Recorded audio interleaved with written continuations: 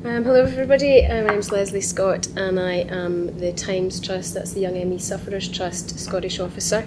To give you a bit of background, Tymes Trust is the longest established national UK service for children and young people with the neurological disease myalgic encephalomyelitis, that's ME, and we support them and their families. To give you some context behind why we oppose the named person scheme, our Executive Director Jane Colby wrote a paper last year entitled False Allegations of Child Abuse in Cases of Childhood Myalgic Encephalomyelitis. And in that paper she said there is no cure for ME, and in its absence management regimes are prescribed, typically based on cognitive behaviour therapy, CBT, and graded exercise therapy, GET. In the case of children, this may involve the application of child protection powers to enforce treatment. Parents who decline or withdraw children from management regimes which may have worsened their illness can find themselves facing investigation for child abuse or neglect. The calls to Tymes Trust advice line from Scottish families facing such investigations now have GIRFEC and the named person at the heart of those investigations. Recently on a Radio Scotland phone-in, a presenter stated that in place in Scotland at the moment we have the very successful GIRFEC system, getting it right for every child, which is about nurturing and protecting children. And I find that quite a surprising statement and wondered on what evidence this resounding endorsement of GIRFEC was based, given that it was due to a failure to embed GIRFEC throughout the 32 local authorities that had led the frustrated Scottish Government to legislate it into statute. GIRFEC as an approach has been around for quite some time, but understanding of its processes was divergent amongst practitioners and implementation was irregular across services. And only through the use of statutory powers, making GIRFEC a legal duty, could, it would seem, the government realise its vision of the universal embedding of GIRFEC across the country. Which raises the question that if it is such a wonderful scheme, why does it require the strong arm of statutory legislation in order for the workforce to employ it? And yet GIRFEC, as the Scottish Government documents tell us, is already threaded through all existing policy, practice, strategy and legislation affecting children, young people and families. So GIRFEC pervades all aspects of the state's interaction with parents and children. The named person or state guardian scheme is, in the government's own words, a key part of the GIRFEC approach. And the powers that have been given to these state functionaries through the Children and Young People Scotland Act reflect the comprehensive reach and implication of GIRFEC, requiring as they do legally enforceable cooperation of all sectors, agencies and organisations who are involved with children, young people and families, even adult services where the adult is a parent. However, there appears to be amongst the general public a lack of awareness about the absolute impact of GIRFEC and the named person scheme, which hides its illiberal and authoritarian intent behind the banal aim of trying to make Scotland the best place to grow up. And an industry has grown up around children and their parents that promotes this shift in authority away from families and parents towards the state. It encourages parents to think themselves inadequate to the task, and it undermines their confidence in how they parent their own children. There's an ever-increasing number of parenting programmes, such as Can Parent, Mellow Parenting, and Parent School, spelled SKOOL, with mission statements about every parent achieving their best through the involvement of professional parenting practitioners. Then you have organisations like the Social Research Unit in Dartington and the Early Intervention Foundation, which gather and assess data on children and families to inform both local and central government on the implementation and early intervention initiatives, and they promote investment in effective early intervention to local and national policy makers. As part of that industry in Scotland, we have the Early Years Collaborative, which is a Scottish Government initiative, and it's set up as, quote, the world's first multi-agency, bottom-up quality improvement programme to support the transformation of early years. It's concerned with putting in place practical actions that will accelerate the conversion of processes and cultures within public services that reflect GIRFEC ideology of early intervention and prevention. To assist in this endeavour, all 32 local authorities in Scotland utilise community planning partnerships, and these comprise all relevant public, private, voluntary and third sector community bodies in its area to set out a joint vision with agreed objectives in the form of a community plan. The Early Years Collaborative has what they call learning sessions to educate the community planning partnerships on how to achieve their objectives. And what they use to accomplish these are things called small tests of change, or plan, do, study, act cycles. These plan, do, study, act cycles actually replicate a process that was developed in the 1950s by William Deming, the American statistician, educator and consultant. Deming pioneered his plan, do, study, act cycles within the manufacturing industry in the hope of improving quality control based on a systematic tallying of product defects that includes the identification and analysis of their cause. Once the causes of defects are corrected, the outcomes are tracked to measure the effects of the corrections on subsequent product quality, helping the management gain more and better knowledge about the processes and products. The Scottish Government has engaged an American company called the Institute of Healthcare Improvement, or IHI, to educate practitioners throughout all relevant public, private and voluntary and community bodies on this model for improvement.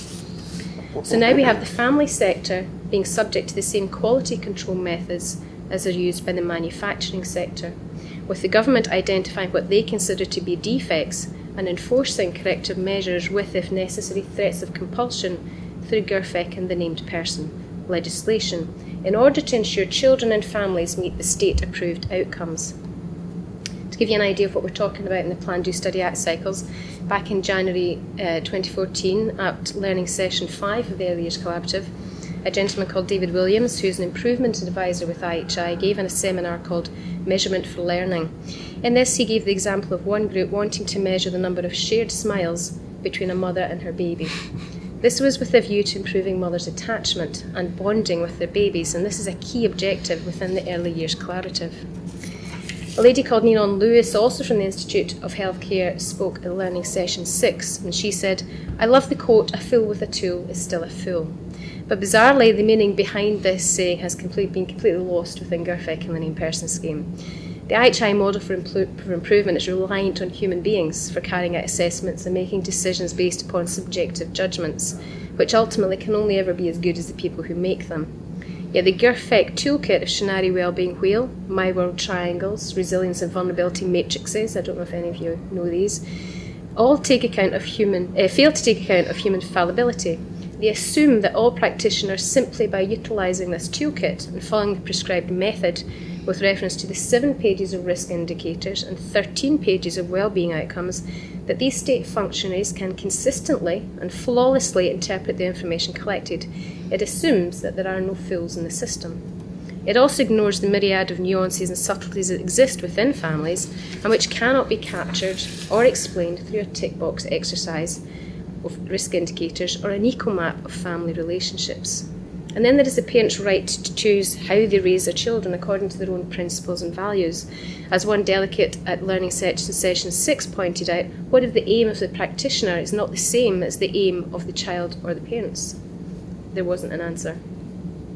So GIRFEC is the virus contagion model of error. It is predicated on the sharing of information, not the checking of information. So essentially, if one practitioner makes a mistake in the assessment process, that error is replicated and shared throughout the system.